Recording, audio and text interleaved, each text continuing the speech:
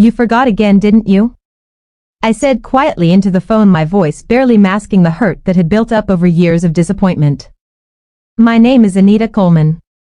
I'm 27 years old, and this was the 5th year in a row that my parents had completely forgotten my birthday.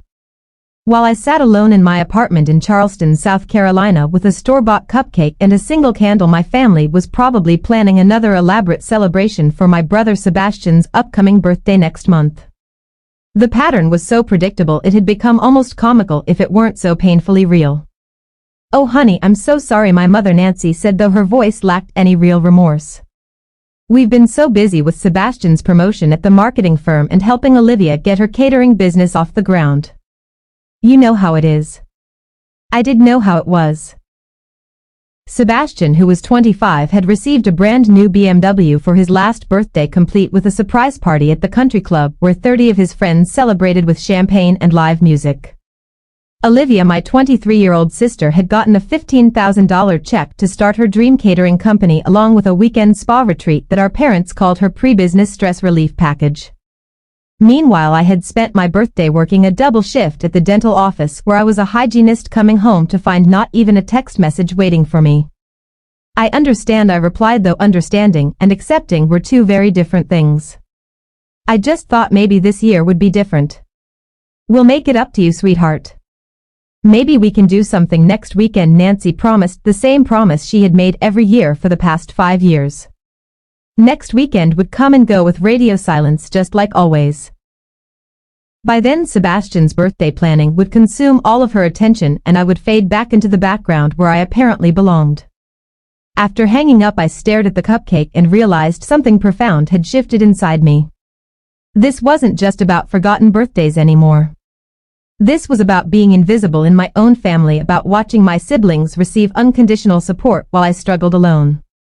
But what my family didn't know was that their neglect had taught me something valuable: self-reliance. For the past 3 years, I had been quietly building something they couldn't see, saving every penny and developing a side business that was starting to flourish. They saw me as the forgotten daughter, but I was becoming something much more powerful. I was becoming independent, and soon they would realize just how much they had underestimated me. Growing up in the Coleman family meant learning early that love came with conditions, and I apparently didn't meet them.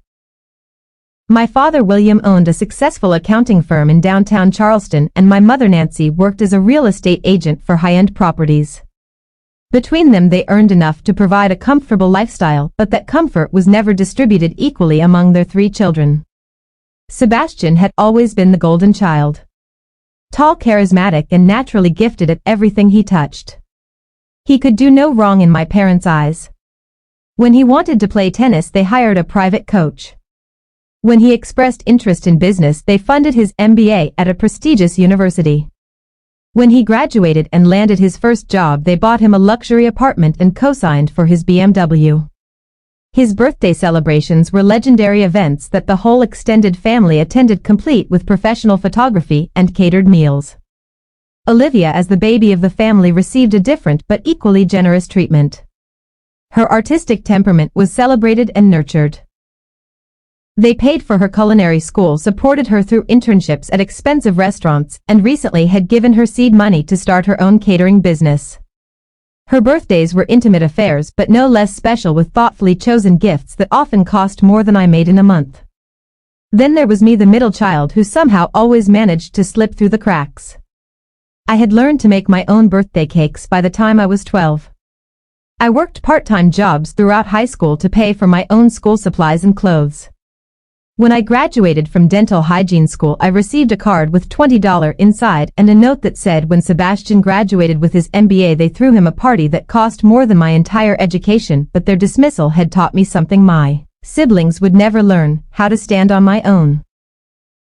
While Sebastian relied on family connections to advance his career and Olivia called our parents every time her business faced a minor setback, I had quietly been building my own empire. 3 years ago, I had started a freelance bookkeeping service for small businesses, working evenings and weekends from my apartment.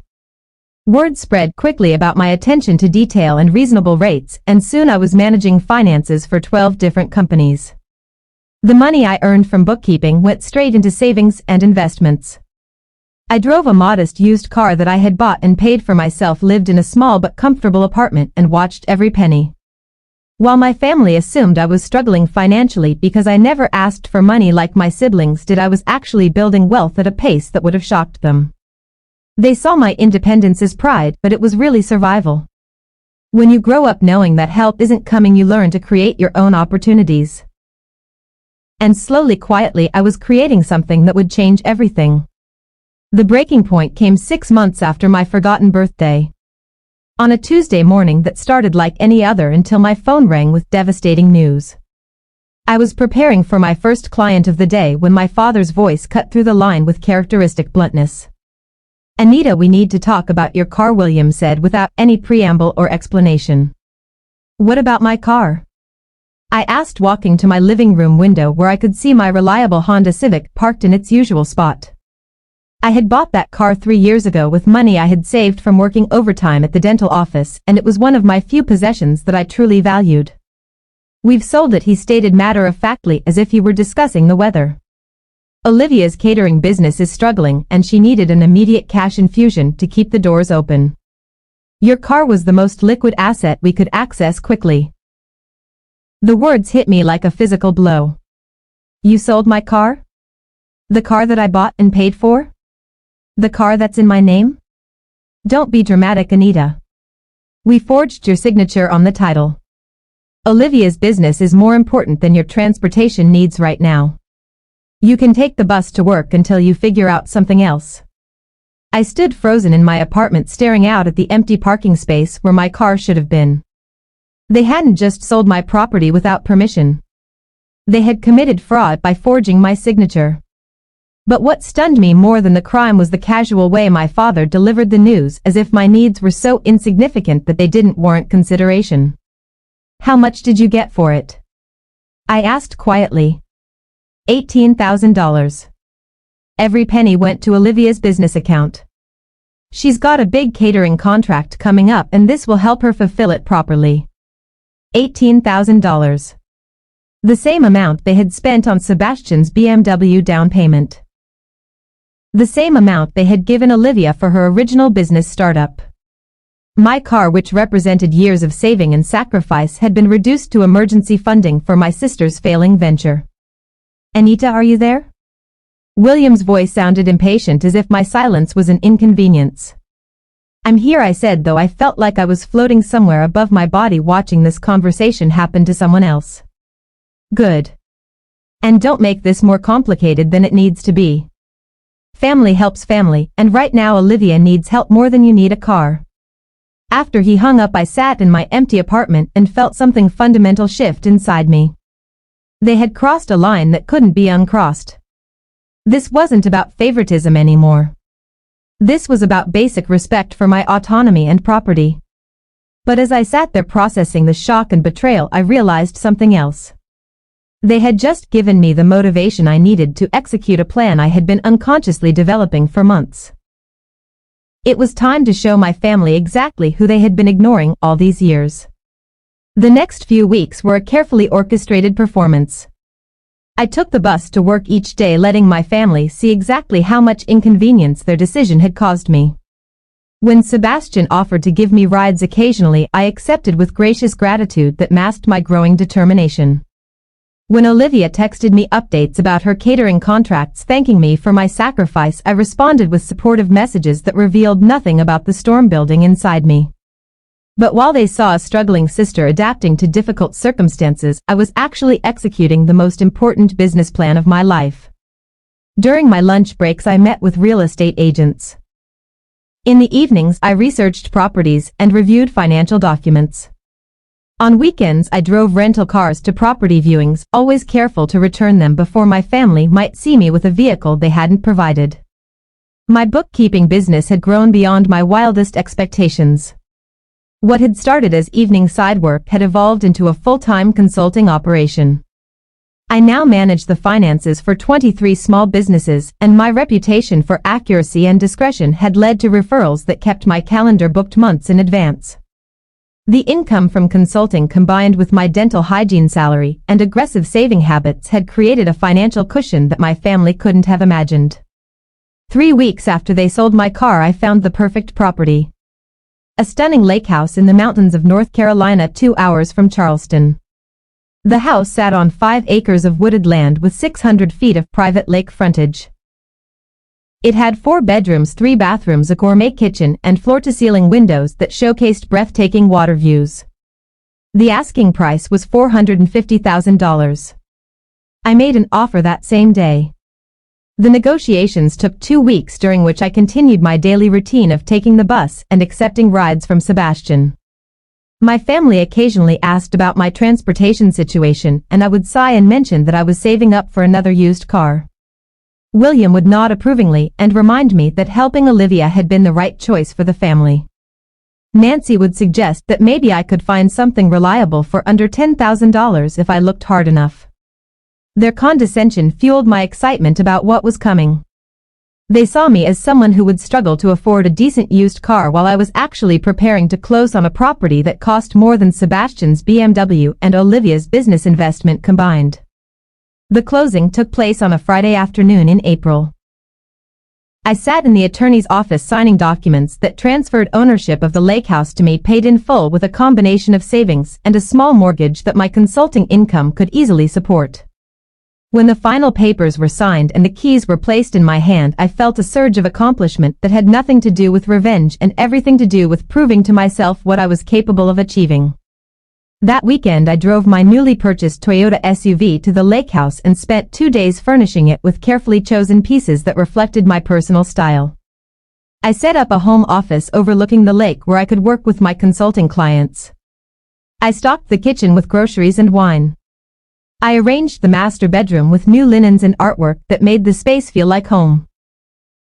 On Sunday evening, as I sat on the deck watching the sunset paint the lake in brilliant oranges and purples, I pulled out my phone and composed the most important social media post of my life. I selected a photo of the lake view from my deck, added a simple caption, and hit publish. Birthday gift to myself. Within minutes, the notifications started flooding in. Friends from high school, colleagues from work, former classmates from dental hygiene school, everyone was congratulating me and expressing amazement at the beautiful property. But the responses I was most interested in hadn't arrived yet. I poured myself a glass of wine and waited for my family to see what their forgotten daughter had accomplished. My phone started ringing at 6:30 Monday morning. I was sitting on the lake house deck with my coffee, watching morning mist rise from the water, when William's contact photo appeared on my screen. I let it go to voicemail. 5 minutes later, Nancy called, then Sebastian, then Olivia. I silenced the phone and continued enjoying my peaceful morning. By noon I had 17 missed calls and 43 text messages. The voicemails ranged from confused to demanding to almost frantic. William's first message was typically direct. "Anita, call me immediately. We need to discuss this house situation." Nancy's messages grew increasingly emotional with each attempt. "Sweetheart, please call us back. We're worried about you and need to understand what's happening." Sebastian's texts were a mixture of admiration and concern. "Holy shit, Anita, that house is incredible. How did you afford it? Are you okay financially? Call me back." Olivia's messages started supportive but quickly turned suspicious. "The house looks amazing. I'm so happy for you, but also confused about how you could afford something like that when you've been taking the bus to work. Can we talk?" I waited until evening to respond, sending a group text that said simply, "Thank you for your concern. I'm doing very well and will be in touch soon." That message only intensified their calls. By Tuesday morning, the missed calls had reached 31 and Nancy had started calling my workplace. My supervisor at the dental office approached me during lunch with an amused expression. "Anita, your mother has called here 4 times today asking if you're having some kind of mental health crisis. She seems very concerned about a house purchase. I told her you seem perfectly fine to me, but she insisted I should encourage you to call home." I thanked my supervisor for the message and assured her there was no crisis, just family drama that would resolve itself soon. But I knew the pressure was building to dangerous levels. William had left a voicemail that morning with an ultimatum. "Anita, you have until Thursday to call us back and explain this situation, or we're driving up there to find you." Thursday arrived bright and clear. I had spent the week setting up my home office and meeting with 3 new consulting clients via video call. The lake house was perfect for conducting business. Quiet, professional, and inspiring. I was reviewing financial reports for a local restaurant when I heard car doors slam in my driveway. Through the window, I watched my entire family emerge from William's Mercedes. My parents looking stern and worried, Sebastian appearing excited but confused, and Olivia glancing around with barely concealed envy. They approached the front door as a united front, probably having planned their strategy during the 2-hour drive. I opened the door before they could knock, greeting them with a calm smile that I knew would unsettle them more than any emotional outburst could. "Hello everyone. I was wondering when you'd decide to visit." Nancy immediately stepped forward, her face flushed with anxiety and frustration. "Anita, what is going on? How did you buy this house? Are you in some kind of trouble? Are you involved in something illegal?" William pushed past her, scanning the interior of the house with the calculating eye of an accountant. "This property has to be worth at least $400,000. Your salary at the dental office couldn't support this kind of purchase. We need answers." I stepped aside and gestured for them to enter. "Please come in. I think it's time we had a long overdue conversation about money, family, and respect." I led them through the house, slowly letting them absorb the full scope of what I had accomplished. The open concept living area with its vaulted ceilings and stone fireplace. The gourmet kitchen with granite countertops and stainless steel appliances. The master suite with its walk-in closet and spa-like bathroom. The home office overlooking the lake where my computer displayed spreadsheets from my consulting business. Sebastian whistled low as we passed through each room. "Anita, this place is incredible. But seriously, how did you swing this?" "Before we get to that," I said, settling into the leather armchair that faced the sofa where my family had arranged themselves. "I want to understand something. You've been calling and texting frantically for 4 days, desperate to reach me. When was the last time before this week that any of you initiated contact with me?" The silence stretched uncomfortably. Olivia shifted on the sofa, looking around the room rather than meeting my eyes. Sebastian stared at his hands. Nancy opened her mouth to speak, then closed it again. "I'll help you out," I continued calmly. "Sebastian, you last texted me 6 weeks ago to ask if I could cover your half of Dad's birthday gift because you were short on cash after buying new golf clubs. Olivia, you called me 3 weeks ago to thank me for the car money and to tell me about your catering contract. Mom, you last called me 8 weeks ago to ask if I could work extra hours at the dental office to help with family finances. Dad, our last conversation was when you called to tell me you'd sold my car." William leaned forward aggressively. "That's enough guilt-tripping, Anita. We're here because we're concerned about how you could afford this house on your salary. Something doesn't add up." "You're absolutely right, Dad. Something doesn't add up." I stood and walked to my home office, returning with a folder that I had prepared for this exact moment. For 3 years I've been running a bookkeeping and financial consulting business from my apartment. I now manage the finances for 23 small businesses, and my monthly income from consulting alone is more than double my dental hygiene salary. I opened the folder and spread out bank statements, client contracts, and tax returns on the coffee table. I've saved aggressively, invested wisely, and built a business that you never bothered to ask about because you assumed I had nothing worth discussing. Nancy picked up one of the bank statements, her eyes widening as she scanned the numbers. "Anita, these balances? You've had this much money for how long?" "Long enough to help when Olivia needed business funding if anyone had asked me instead of stealing my car," I replied. "Long enough to contribute to Sebastian's birthday celebrations if anyone had invited me to participate in the planning. Long enough to be treated like a valued member of this family if anyone had seen me as more than an afterthought." Olivia's voice was small and defensive. "We didn't know you had money. You never said anything." "I never said anything because no one ever asked me anything." I shot back. "For 5 years you've forgotten my birthday while throwing elaborate parties for Sebastian. You've given Olivia tens of thousands of dollars while I struggled with bus transportation.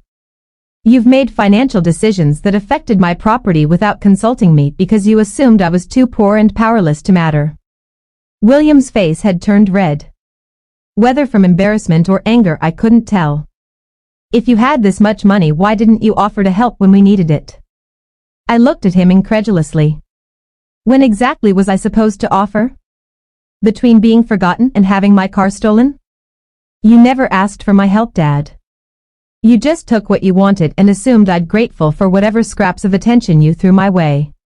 The room fell silent except for the gentle lapping of lake water against the shore outside.